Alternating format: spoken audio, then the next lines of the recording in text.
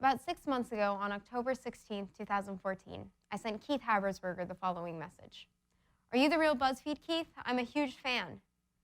For those of you who don't spend hours on the internet every day, Keith Habersberger is a famous producer, actor, and director for the popular website BuzzFeed. Because I'm a nerd who occasionally sends fan mails to celebrities I'm not so secretly in love with, one night I decided to message Keith. Little did I know that this time I would receive a response. A mere 3 hours later, Keith sent me a message that would change my life. Yeah, thanks, smiley face. Again, because I'm a nerd, I got really excited and replied, oh my God, you responded? Seriously, top 10 moments of my life. You guys are so awesome. I've been obsessed with your videos lately. Really meaning forever. Little did Keith know that this time he would actually receive an intriguing idea. Later that night, Keith told me that he would pitch my idea for a video concept to his team. I must admit, at this point I squealed a little bit. I knew that something big was on the horizon. But let's take a step back for a minute. At this point in my life, I was overworked, malnourished, and completely in denial about my situation. When people sleep, their heart rate naturally drops. My body would not allow me to sleep because if my heart rate had dipped any lower, I would have died. Thus, I spent hours escaping my troubles on BuzzFeed every night. The internet provided me with relief, comfort, and laughter during a very dark time in my personal life. BuzzFeed articles and videos portrayed the human experience in a way that made me feel less lonely, even if they didn't tell my exact story. I longed at the time to help others feel comfort and feel understood in any way I could. A little over 5 months after I first messaged Keith, our video was published on BuzzFeed.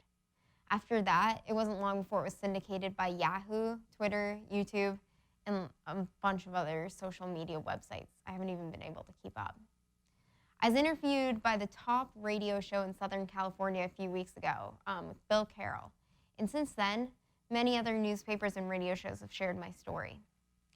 It's been interesting to watch the number of hits climb higher and higher on my laptop, but in some ways it made me feel kind of detached and disconnected from what I had done.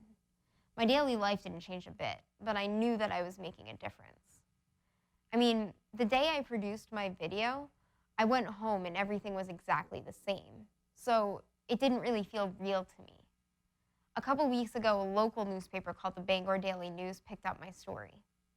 When I met with the reporter, she told me that she was sharing her experiences because of my video. And I'd say that it was at that point that I realized that people were actually responding to what I had said. Seeing others in person finding hope and value in themselves has definitely inspired me to keep fighting and to be happy.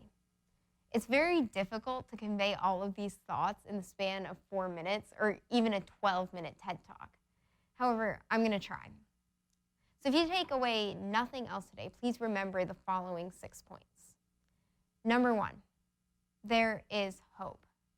On the days that seem impossible, remember what you're fighting for and keep that with you. Those days filled with joy. You're recovering not only your health, both physical and emotional, but your happiness. Recovery is indescribably difficult. Every day, every minute, every meal, every bite is a struggle.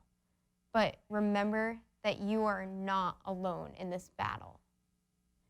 Number 2, you still have to fight every single day. Sometimes I lose, but more often I win. Remember point number 1. Number 3, eating disorders should not be shameful, and seeking recovery absolutely is nothing to be ashamed of. Telling your story and getting help is the bravest thing someone with an eating disorder can do. Yet in the hospital, we still have therapy groups devoted to making up stories about why we were away and where we went. Contracting a disease is not a choice. Having an eating disorder is not something you should be sorry for. You certainly shouldn't have to apologize for getting help. If we don't talk about eating disorders, we perpetuate the illness and the guilt associated with it. Next point, you are not alone. Period. You're just not alone. There are so many other people struggling and so many people that are backing you up right alongside you. I'm backing you up every step of the way. Know that my heart is with you. Next point, people make it really, really hard to recover. Resources are virtually unavailable. Each time I've been hospitalized for months at a time, I've gone to Boston. The distance from my family and my friends made the disease all the more isolating. The criteria for coverage of treatment for eating disorders is based entirely on your physical symptoms. So let me repeat that. People can only receive treatment for a mental illness based on their physical symptoms. This is insane. This is absolutely insane. This perpetuates the illness. So if someone's turned away from treatment because they're not sick enough based on how much they weigh, that's telling them to get sicker. We need resources. So that's my rant on that. Next point, recovery is a trade. You are trading weight loss for gain, but also sickness for health, misery for happiness. It is time to let go, and it's okay to let go. It's okay to allow yourself to relax, to feel joy, to be loved. That's okay. You have permission. So for those of you who don't know, what are eating disorders? Eating disorders are diseases, like cancer, like anything. Mental illnesses are not something people choose to do. And eating disorders should not be shameful for that exact reason. There's no reason for someone to feel bad about getting a disease. We would never shame someone for having a physical illness. So why are we shaming people for having mental illness? We need to start a global conversation to connect people and to help them feel understood. And that's what I'm trying to do today. Not all people with eating disorders look like they have eating disorders. That's a stereotype. I have been my most sick at completely healthy weights. So I could look totally normal, but internally I was getting those terrible messages. I was being told by myself that I was unworthy and invaluable, and that's just not true. If we can bring eating disorders out of the shadows and eliminate those stereotypes and basically like prejudices and shame around them, we can prevent them and treat them. People with eating disorders can't just eat. This is a disease. This is not something we're choosing. We don't want to be miserable over being happy. No one in their right mind would say, oh, I think I'd rather be sad than be happy. I think I'd rather, not eat than eat.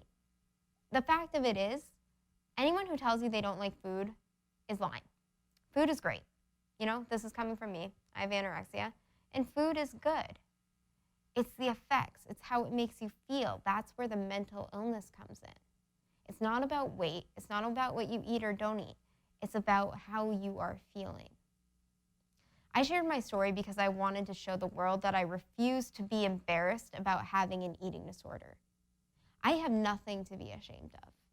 I was terrified about how it would be received, and I still feel really self-conscious walking around school. I'm wondering what people are thinking about me and whether they're judging me. And at those times, I try to remember why I produced my video, to show others that they are not alone. I'm not going to lie, I'm still struggling. I'm not recovered, but I am working hard every single day to show people that there's hope. And in my personal life, I'm working really hard too. I'm going to therapy twice a week. My daily life is not easy. I'm not in Columbia right now because traveling is too difficult at this point in my recovery. It's hard to know what to get when you're going out to eat. You can't just be spontaneous and figure out what you're going to eat on the fly with your family. It's a lot of planning, it's a lot of practice, it's a lot of prep. And it takes a lot out of you. Having a disease is something that dominates your life, and it's not easy to live with that. So the outcomes of this video, though, had some unexpected ones. I figured out what I wanted to do with my life, journalism. I came out of the closet, both globally and locally, and yes, I mean to use that phrase, coming out of the closet, because this is like a coming out. It's not easy, it's shameful. And I'm refusing to buy into that. I'm not gonna feel ashamed. I'm gonna come out. It's gonna be hard, but I'm doing it. And another thing is that my family was actually drawn closer together. It really, I say that a lot of people don't understand eating disorders, and that doesn't disclude my family. Families of people with eating disorders often don't understand them, and that makes it a very, very lonely time. Your friends, your family, You're in a bubble. You're in a prison. This disease is like a prison. It literally is a prison. Can't go out to eat. I can't do the things I love. I can't exercise. You know, I'm in a prison right now. But on the positive side, I also gained my own hope and inspiration from producing this video.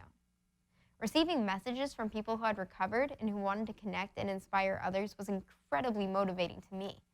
And if anyone out there has sent messages, know that I've read each and every word. On a daily basis, I am moved to tears by the outpouring of support that I get on every day. Every day I get new messages. And I just wanted to show others that they're not alone.